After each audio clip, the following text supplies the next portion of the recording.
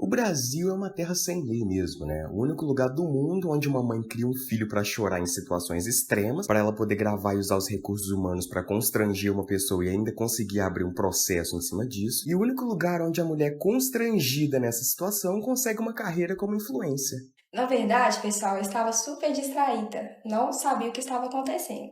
É que eu favoritei vários presentes de Natal no app Magalu. Essa mulher do avião é tudo que se fala no meu ciclo social. E assim, eu odeio quando os assuntos da internet se tornam um assunto do meu dia a dia. Porque minha vida já é uma desgraça por si só, aí acrescenta um pouco de internet no meio dela e fica um granulado num bolo de merda. Mas nesse caso é interessante porque eu consegui me imaginar nas 3 situações. 4, na verdade. Porque se eu fosse a criança chorando, minha mãe, com sua bela técnica de me fazer calar a boca só com o olhar de que, quando eu chegar em casa, eu iria sentir o gosto do couro do cinto dela, iria me fazer parar de chorar instantaneamente. Se eu fosse a mãe da criança, eu nem no avião ia estar, porque eu não acredito na felicidade infantil. Eu desprezo qualquer tipo de felicidade que venha de um ser com menos de 15 anos, porque com 15 anos é a idade que você já pode comprar camisinha e Red Bull sem ser julgado pela atendente do caixa. Então, antes disso, eu sou contra qualquer sorriso vindo de uma criança. Por isso me expulsaram da creche que eu trabalhava. Pode ser também pelo fato de que eu nem ia trabalhar.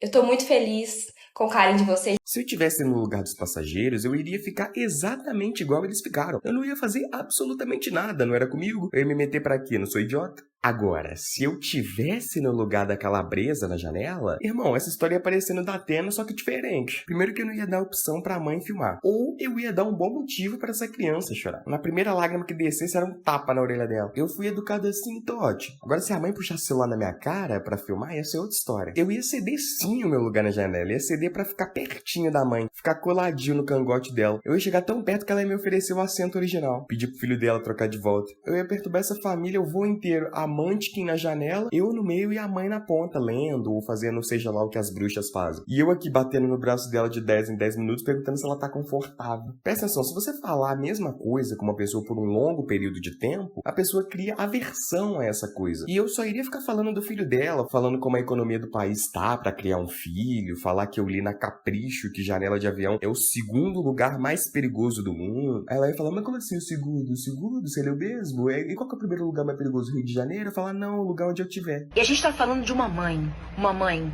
de 3 filhos, um filho cadeirante. Eu ia mexer tanto com o psicológico dessa mãe que ela ia pedir pra descer. Porque assim, se eu pago no mínimo R$ 400 de passagem, mais uns 50 conto pra escolher o meu assento, com certeza eu ia ficar só esperando chegar a fada madrinha com o encantado pra me encher o saco. É o ponto alto do meu dia. E assim, eu não ia parar na mulher não, eu ia estender a maldição pra companhia aérea inteira. Como assim as aeromoças veem eu sendo importunado, assediado por uma véia seca dessa, parecendo um Cillian Murphy depois de descobrir a anorexia, e eles não fazem nada? É um descaso comigo, é um descaso. Eu ia toda hora apertar o botãozinho pra elas virem até meu assento, pra quando elas chegassem eu começar a contar a história da minha vida, mostrar foto de viagem. Na hora que ela começasse a questionar o porquê de eu estar fazendo isso, eu vou dizer que é porque se eu vou sofrer o terror psicológico da mãe da Matilda, ela também vai sofrer, só que de mim. E se tem uma coisa que eu sou bom, é em perturbar os outros. Um bandido veio me assaltar outro dia, eu fiquei tão puto que eu comecei a perturbar ele de volta. Eu fiquei falando da crise do país, falei de como a minha verruga tinha inflamado e tinha nascido um dedo dela. O cara ficou tão puto que me deu um tiro e foi embora. O otário nem percebeu que tava sem meu celular.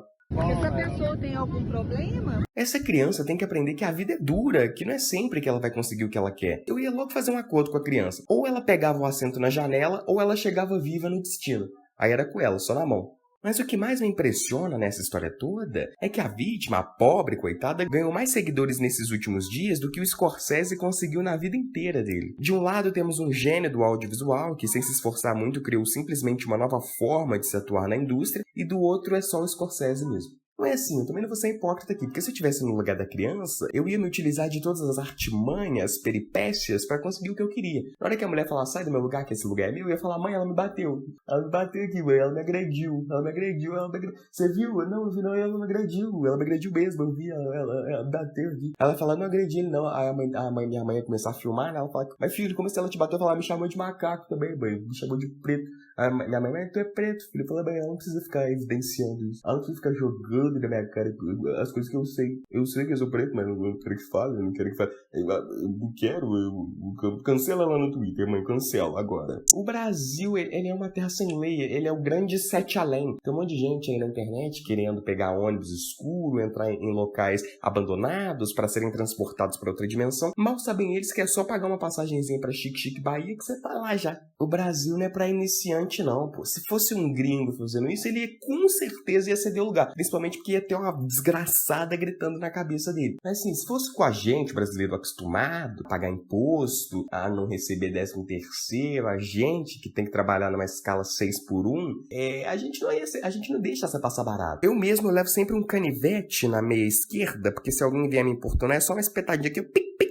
A pessoa começa a sangrar, eu coloco meu fone e finge que nem tô vendo. A pessoa fala, nossa, mas tá sangrando, você não vai ajudar? Eu falo, nossa, deixa eu pegar o celular dela que ela tava usando pra me filmar, pra eu gravar um vídeo pra mandar pro SAMU. Não dá, bicho, é muita coisa. A gente tá querendo ser feliz, mas o país não deixa. Mas assim, eu queria ver essa mãe, o que ela tá fazendo agora. Porque assim, na cabeça dela, ela achou que tava lacrando. Ela achou que ia mandar isso e o Felipe Neto ia aplaudir no Twitter. Mal sabe ela que o Felipe Neto nem usa o Twitter mais, é só os bots dele. Aí depois que começou a dar merda, nunca mais você ouviu falar dessa mãe. Não, eu excluiu a conta. Ela, não, nunca filmei não, gente, isso aí não fui eu, era o moço. Foi outra família, a mãe da frente achou isso um terrível engano, eu tava tranquilo, pegou o celular e começou a filmar. Ela falou que fui eu. Aí a menina fazendo publi pra Magalu, fazendo publi pro Spotify, fazendo publi pro Marlboro, falando, nossa, eu tava tranquilo porque eu tava ouvindo uma musiquinha da janela, eu tava tranquilo porque eu tava fumando Marlboro. Agora que os aviões deixaram a gente voltar a fumar, enfim, na hora que ela começou a me irritar, eu só puxei um cigarrinho aqui, ó,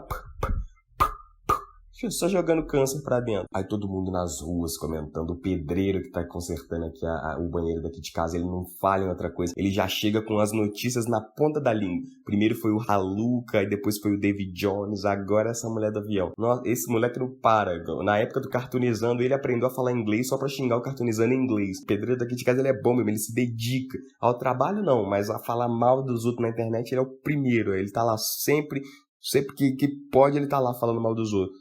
Mas é isso, eu só quis vir comentar aqui rapidinho, esse vídeo, não sei nem com quantos minutos esse vídeo ficou, provavelmente ele tá curto, eu só quis falar mesmo, só quis jogar pra fora. Eu não aguento mais ver essa menina em todo lugar que eu vou. Outro dia eu fui ali no ônibus, ela tava na janela do ônibus ali, aí eu falei, nossa, tem como você ceder seu lugar pra mim? Ela disse, não, porque eu paguei R$4,50, eu falei, é verdade? Eu falei, então, eu paguei R$200 nessa arma, se você não sair eu vou te matar.